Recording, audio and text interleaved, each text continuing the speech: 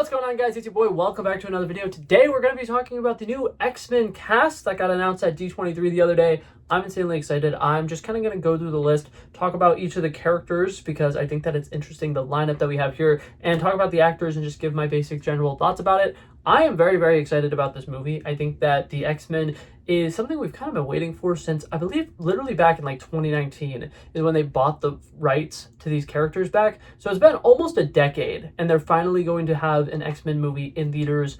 I'm insanely excited. I really like the way that they're rolling out these characters. I like the fact that there's a solid chance we'll be seeing some of these characters in Avengers Secret Wars, because for people who do not know, Sadie Sink was like the first actor or actress who was confirmed to be in Avengers Secret Wars, and so it's incredibly exciting knowing that she's probably going to be in that movie. There's a solid chance that these other actors and actresses who got announced will also be in that movie. So let's dive into this, shall we? Okay, so starting off talking about the Given, we got Sadie Sink as Jean Grey. I think that casting already is phenomenal. The second she got announced to be in the Spider-Man movie, a lot of people were like, it's a New York-based character, someone who's going to be insanely powerful, somebody who's going to be in multiple Marvel movies. Sadie Sink happens to be a redhead. Not that that's important, but yeah, her playing Jean Grey was a popular fan cast for a really long time, and I think it's for a good reason. She is, without a doubt, the best actress in the Stranger Things cast. She's absolutely phenomenal. She carried the 4th season of that show on her back, and her performance in Spider-Man Brand New Day is absolutely phenomenal. I think that she completely carries the 3rd act of that film. Her emotions are so raw and powerful. I think that her motivation for why she's doing some of the terrible things that she's doing is incredibly valid. And I think that one thing that a lot of people kind of are like, oh my god, she was too evil, oh my god, she's irredeemable, based off of the things that she did in Spider-Man Brand New Day. I fully disagree with that. She was somebody who was orphaned, and all she had left was her sister, and her sister got taken away from her, so she goes a little crazy. I think what she does is a little valid. I think that she's somebody who, you know, when you start using powers, especially as like a teenager, and I think that that's something these X-Men movies are probably going to do really good with, when you start using your powers and you get to a point where you're really comfortable with your powers, you're going to start using them a little recklessly, and I think that that's something she does in this film. A lot of people keep really focusing on the fact that, like, at one point she hops into a person's body and then jumps in front of traffic, and I understand why people are like, that's so out of character, oh my god, why would Jean do that?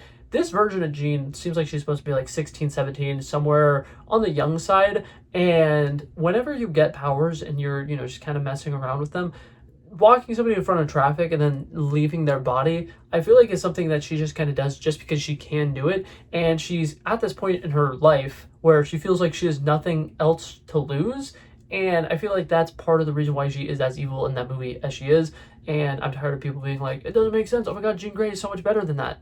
She's allowed to be hot-headed and she's allowed to be pissed off. She's a teenage girl who's lost everything. Give her a fucking break. Oh my god. But yeah, I think Sadie Sink as Jean Grey, phenomenal casting. That was really good. The next person they announced, Kit Connors as Cyclops. I'll be honest, I feel like Cyclops is a very easy character to play. I know that's probably like mean to say, but like, he's the straight man of the X-Men. He's the person who is the most basic person. He's a Boy Scout. He's somebody who starts off a little timid, and then once he gains the confidence becomes a really great leader, and I think Kit Connors 100% has the energy for that. The only thing I really needed to know that Kit Connors was perfect for this role is, if you've seen videos of when he did Romeo and Juliet with Rachel Zegler, there's a scene where he's dangling from the balcony, because Romeo and Juliet, that's an iconic scene, and he has his arms on the balcony. His arms are like this, and they have like a 2-minute long scene where he's hanging from the balcony. He's about like 15 feet in the air, hanging like this, arms at a perfect 90-degree angles for 2 minutes.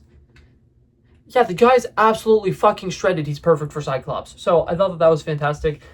Seeing them on stage together, him and Sadie Sink, I feel like they have a great height difference. I think that they're gonna probably have a really good chemistry, because Sadie Sink is somebody who, every movie I've seen her in, she has great chemistry with everybody, and Kit Connors, from what I've seen of him, seems to get along really well with a lot of people.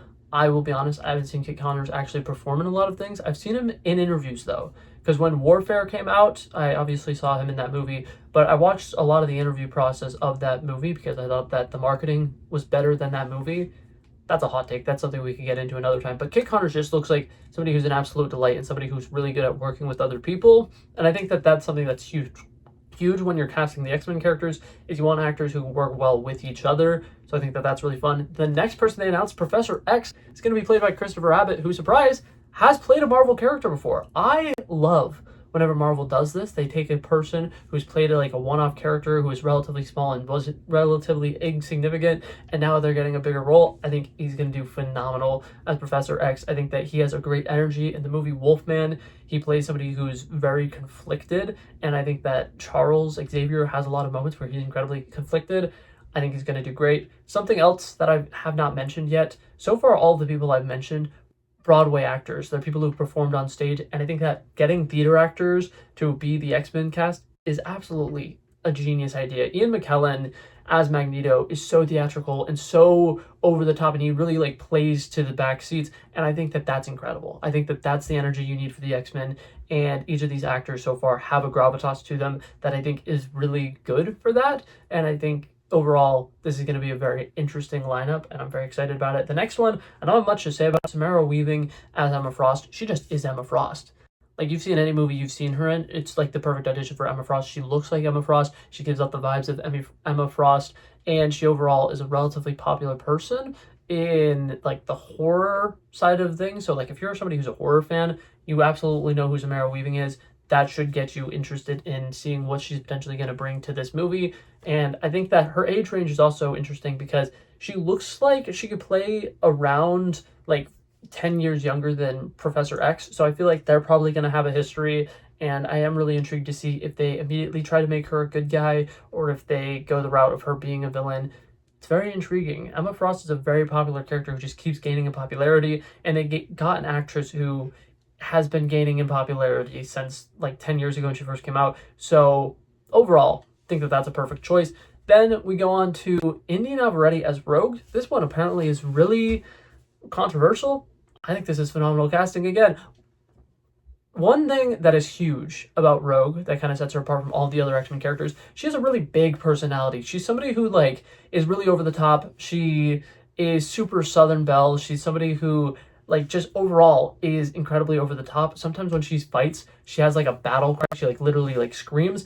And I feel like in Obsession, Indy Navarrete does such a good job of showcasing how drastic of different ranged characters she can play. Like there's a 5-minute sequence in the third act of that movie where she literally goes through maybe like 20 different emotions and she plays all of them to perfection. Her facial, like the way she's able to emote is absolutely phenomenal.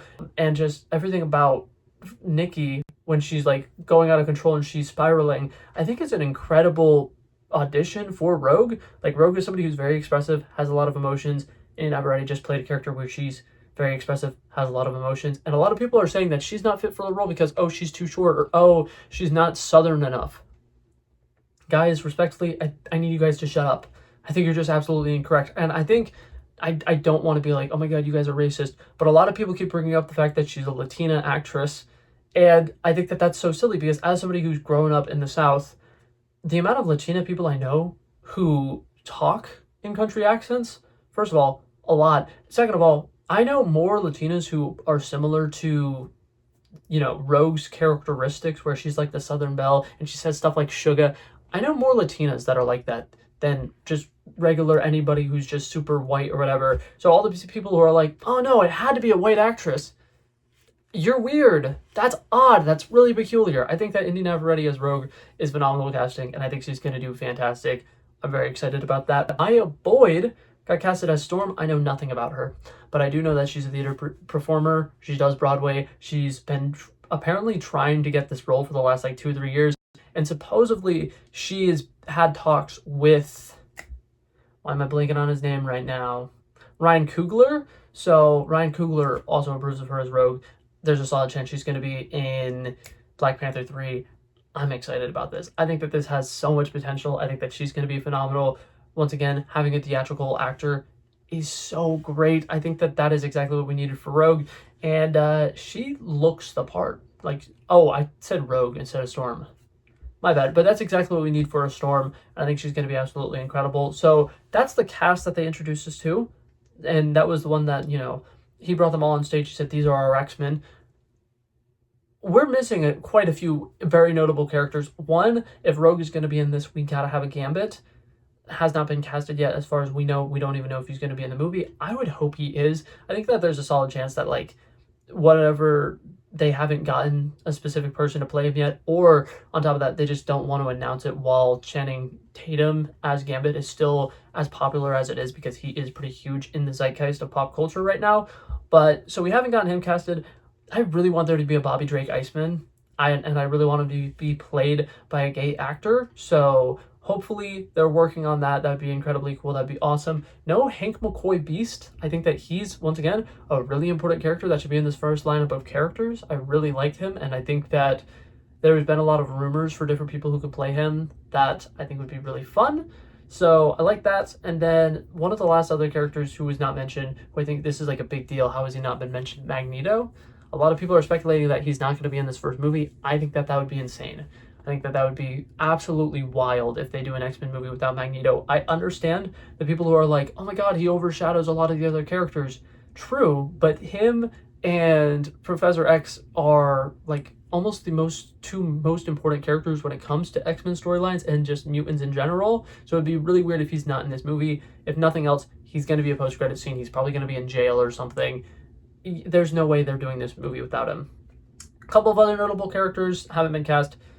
Nightcrawler, I don't think he's going to be in the movie. And once again, if he is, I think it's going to be similar to Alan Cummings is currently performing as Nightcrawler. Why would they want to steal his thunder? Same thing with Mystique. We currently have Rebecca Romijn is going to be playing Mystique again, so they didn't want to spoil who that person was going to be.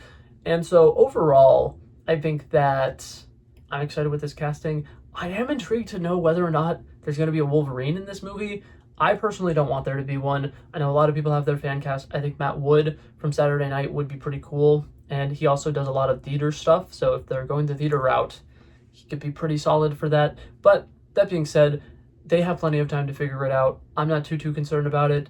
The last thing we need to talk about, the villain of this movie, Mr. Sinister.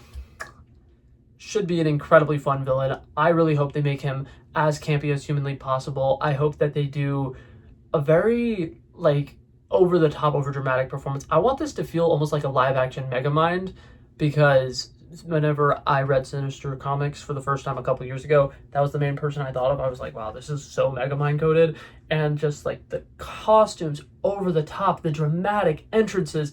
And Adam Driver is somebody who can play serious. Obviously, he's done a lot of like Oscar type movies, but he also does Saturday Night Live incredibly well. So I hope they make him funny. I hope that they make him a very commanding villain. Obviously, he's going to be very scary for a lot of the parts, but I also hope they aren't afraid to make him incredibly sassy. But that being said, overall, I think that this casting was all great. I'm really excited about it. I think that the X-Men Marvel MCU movie is going to be really good. I'm excited that it's going to be coming out early 2028, because aside from Secret Wars in 2027 at the very end, we weren't entirely sure when the next time we would get a Marvel movie is.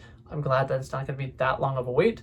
But yeah, overall, that was it for this video, guys. Thank you guys so much for coming by and checking it out. I love and appreciate you guys so much for watching. And if you liked it, feel free to like and subscribe, and I'll hopefully see you guys in the next one. Peace out. Bow, bow, bow.